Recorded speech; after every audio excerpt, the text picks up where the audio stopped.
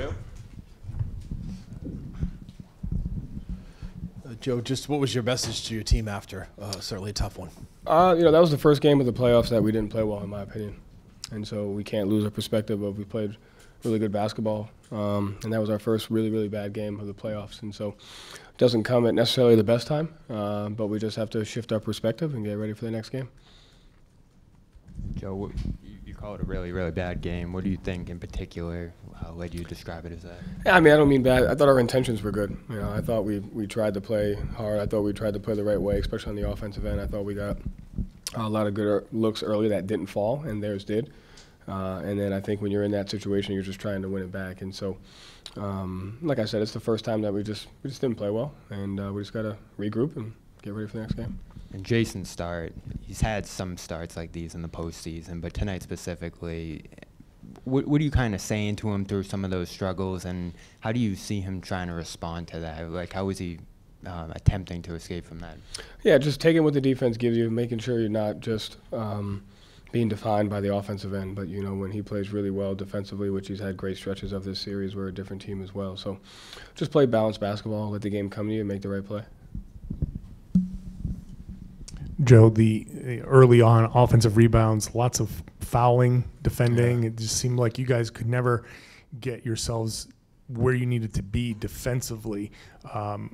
How does that happen in a game with this level of importance? Because that's mainly like effort and focus.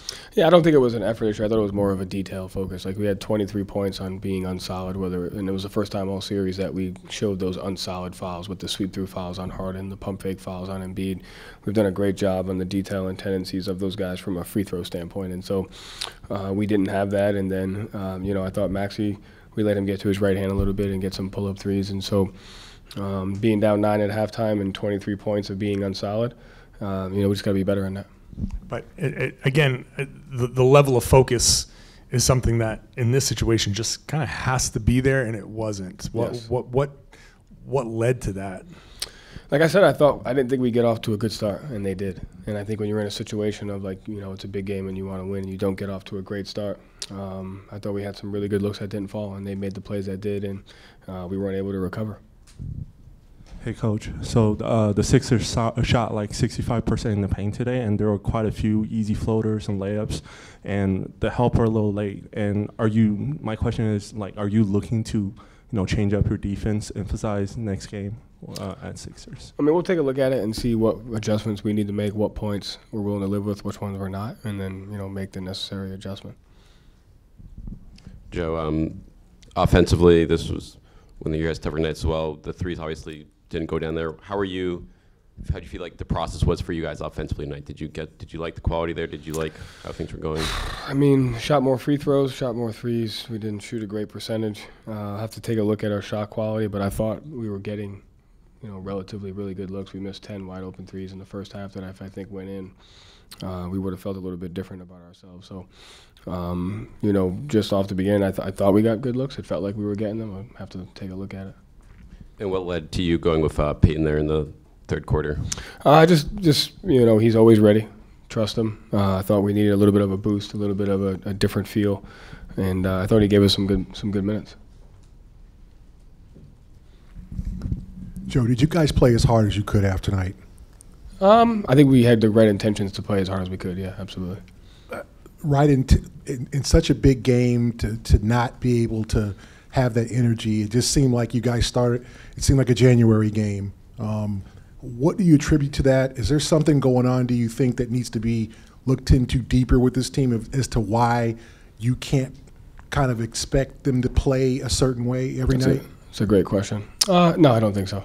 I think when you have the intentions of really, really wanting to win, it doesn't work out for you well sometimes. And so I thought we had intentions of really, really wanting to win and trying to win it. And sometimes when that happens, it has a negative effect. And so I think we just have to, play with a freer mind, take a deep breath, and regardless of the situation, we just got to be ready to play. You guys are 20 seconds from going up 3-1, and now you guys are on the brink of elimination. How do you not get frazzled? How do you not have a performance like this in Philadelphia where obviously the environment's going to be a little different. Yeah, I think just stick together, focus on the things that we've been able to bounce back from games in that before, and you can't really rely on the fact that you can't control that. The only thing you can control is how we come out and play on Thursday. Joe, with that in mind, do you remind the guys Game 6 last year in Milwaukee what happened and to feed off of that? I know there's some different parts, some different pieces, but the majority of the guys still on the team this year? I don't think I have to. I think they will. Yeah. You created so many open looks and they didn't go down the first half. Then second half, you would drop an ATO out of timeout. It would go really well, and then half-court execution would just kind of fall off from there. Why do you think it kept kind of falling off? You guys were never able to string that run together. I think because we weren't able to get stops and get out and run and transition and create those early cross matches and kind of soften up their defense a little bit. So these, your offense has relied so much on transition play, finding cross matches. So in this kind of game, when you can't get those stops, how do you try to reconfigure your offensive approach? I thought we did a decent job of that by getting to the free throw line. It's one of our higher free throw attempt games, and so we kept our spacing for dribble drive, and we were able to get by guys. And so I thought we combated that a little bit. Still thought we missed some open looks in the second half as well. But if you're not able to get multiple stops in a row, get out and get easy ones, it's going to put a lot of pressure on your half-court offense. Joe, it looked like the drop defense was in full effect, and it looked like Joel Embiid was really feasting off that.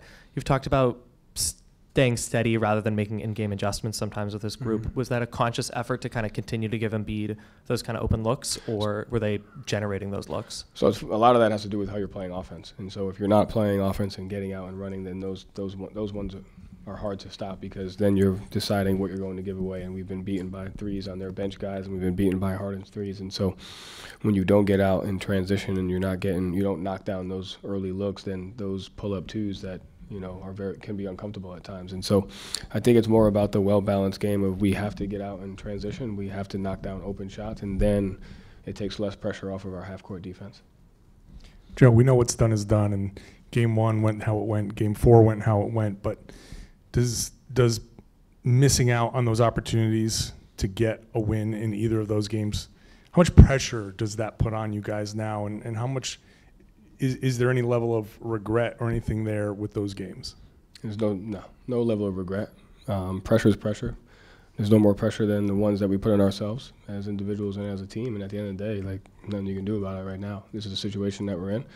And the more we spend time worried about that, then we'll definitely won't be able to come out and execute.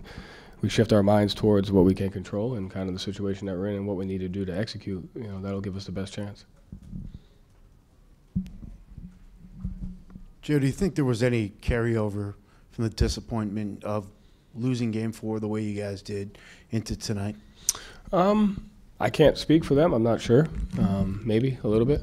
Obviously, the emotional up and down of a playoff series can kind of have that effect on it, and so it could have. Thank you, Joe. Thank you.